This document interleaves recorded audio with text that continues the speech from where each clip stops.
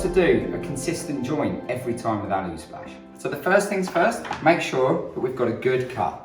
As long as we're happy with our cut and the panel pushes together nicely, we're going to use our joining strip to ensure we get a good contact. Now, in the packs, in with the joining strips, you always get an alcohol wipe. Make sure you clean the back of your panel first. Clean it all down, then we're good to go. So the first thing we're going to do is peel off one side of our double-sided tape. Now, with this, we're going to hold the join and we're going to aim to get it in the center. Now, as long as we get it somewhere near, we're just going to push it down and firm it up. So that's one side stuck.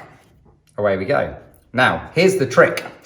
On this second panel, what we don't want to do is to install this panel in a direction like this.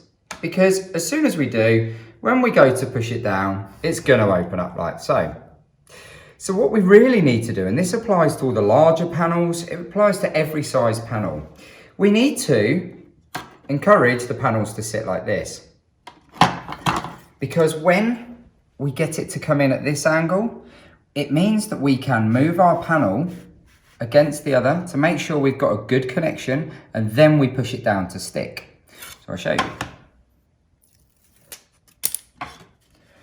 If we can do this, meaning that we've got movement in the panel, we can then push it together, push it down, and that gives us a lovely inconspicuous join every time.